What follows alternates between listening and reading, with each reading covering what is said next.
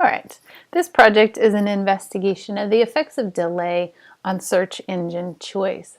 So information system evaluation is a large domain within information science, and there's lots of dimensions to evaluate an information system.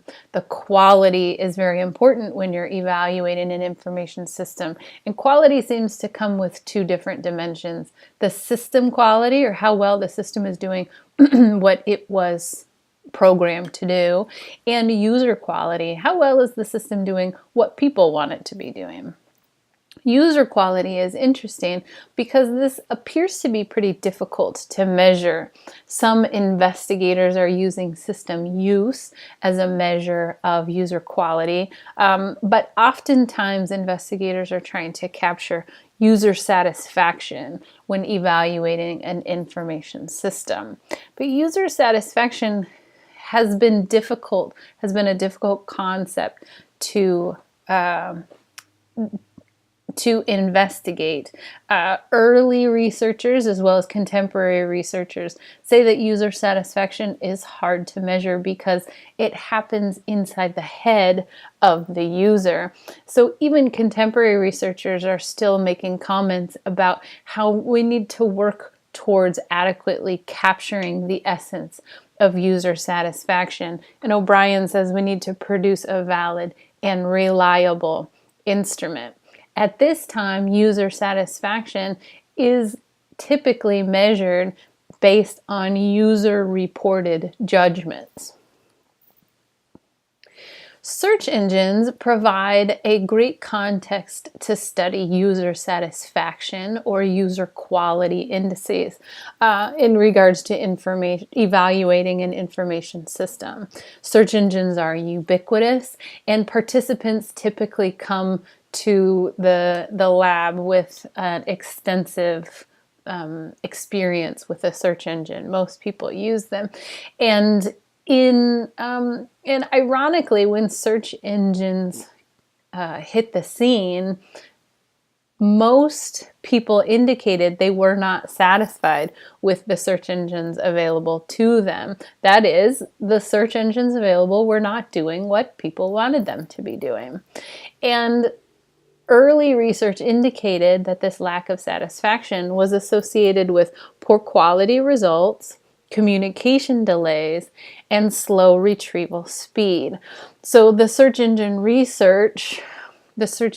evaluation research leads us to identify that delay may be an influential factor in regards to user satisfaction. And so that might be a good context to study objectively measuring user satisfaction with these information systems, particularly with search engines. So some past search engine delay investigations have used user satisfaction ratings. Early, Sue's investigation had 36 participants, and each participant was exposed to 4 different search engines, and then they were asked to rate the performance of the search engines on a Likert scale, and the participants were able to identify that some search engines were faster than others. Later on, Brutleg's investigation had 40 participants broken into 4 different groups, and these participants were presented with a fast search engine or a slow search engine rotated by the investigator. And then again, the participants were asked to rate their satisfaction with the search engines and their preference. But that investigation had mixed results, and there didn't seem to be a clear preference for the faster search engines. Maxwell and Azzopardi had 48 participants, and they broke those participants down into 4 groups with various types of delay, including a control. And then they did measure other objective dependent variables such as number of queries, number of results views, number of documents, downloaded, and then had an exit survey with some user satisfaction rating. And this investigation also had mixed results. Beretta, Angeles, and colleagues had 19 participants. The participants were also broken down into groups. The participants had 4 different search tasks associated with 4 different search engines, and each search engine was associated with a different delay. And again, the experimenters rotated the participants through these 4 different search engines, and they gathered user response data on the affect, the focused attention, and the usability of the system. But then they also measured the physiological responses of the participants to see, particularly, they measured the muscle above the eyebrow and the skin conductance to see if things like frowning or confusion, the face that you make with frowning or confusion, or the skin conductance would increase as the delay increased, as if you were in a stressful or confusing situation. And their results indicated that the increased latency did correlate with the predicted physiological effects. However, the user ratings did not correlate the same, suggesting that some users may be unaware of how latency affects their satisfaction. In a different context, not necessarily search engines, but in a information system context, Rajala and Hantula had 8 participants and presented simultaneously 5 different shopping opportunities, online shopping CD stores, and each CD store was associated with a different delay. And these investigators just studied the number of times that each store was selected. That is, were the participants more likely to select a store with a slower delay? 4 participants seemed to be insensitive to the delay, but 4 participants were more likely to enter a store with a short delay to the information. So this investigation is kind of an extension of that Rajala and Hantula study, looking at the effects of delay on search engine selection, aiming towards objectively measuring the user quality, this user quality measure with search engines. So we had 19 master level participants. They worked on their own, either their personal computer or their computer at home. The experiment was conducted on the web. So then they logged in and entered what we called the lobby. The lobby was just a white interface, and it said choose your search engine on the top, green search engine on the left, red search engine on the right, and the participants were broken down into 2 groups, a time-based instruction or a no-time instruction, and I'll get into that in just a little bit. And now is the time. So in the instruction, the participants were told, pretend that you are participating in a trivia contest at your local bar or restaurant. You are going to be presented with trivia questions. Search for the answer to the trivia question as you typically would, and click on the link that best answers your trivia question. Then you'll go back to the lobby and answer and work on the next trivia question. Those that were in the time instruction group were instructed to click on the link that best answers your trivia question as quickly as possible. And they were instructed, don't spend more than 10 seconds selecting the link before moving on to the next trivia question. We had each batch of trivia questions had 14 trivia questions in total. The first 4 were forced choices. So we said choose the green search engine and find out what musical band used to be called Carl and the Passions. Then the second question was click on the red search engine and find out what musical band used to be named Carl and the Passions. This gave the participants an opportunity to contact the programmed delay associated with each search engine, as well as to contact the fact that the results of their search were never different based on the search engine. So all things were equal across both search engines, except one had a delay and one didn't. So when the participant selected a search engine, they got a text box and an indication this is search engine number 1.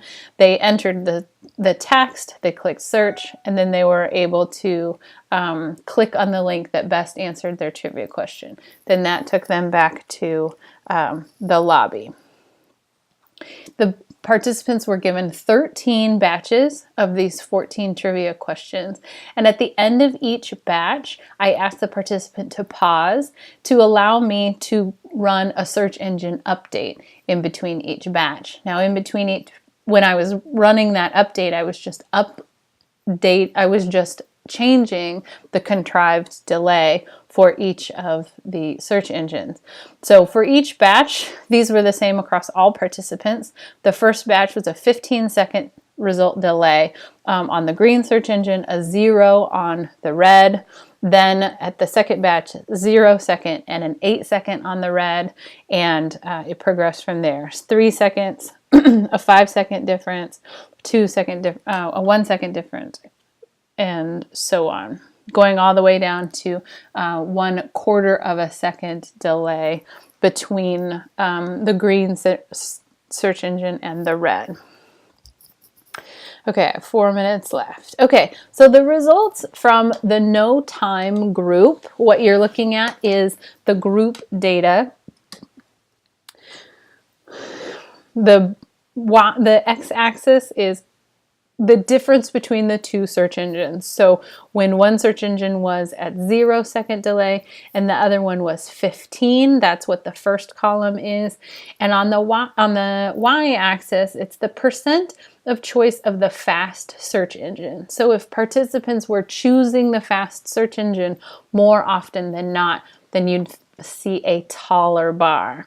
So this group seemed to show some sensitivity or some preference for the faster search engine as they moved along the experiment. However, this group seemed to have a greatest preference for the faster search engine when the difference between the two search engines was just 1/4 of a second. However, those that were instructed to go quickly, choose the link as fast as possible, consistently demonstrated a preference for the faster search engine when the difference between the search engines was very high, 15 seconds, 8 seconds. And then that tended to taper off over the course of, as the delay difference between the two search engines got smaller and smaller. I'm going to show you a dot plot. The X and the Y axes are exactly the same. It's just that now I've pulled out the individual data. And this is a lot to take in, so I'll break it down. At a 15-second delay between the search engines, when the participants were not told to choose quickly.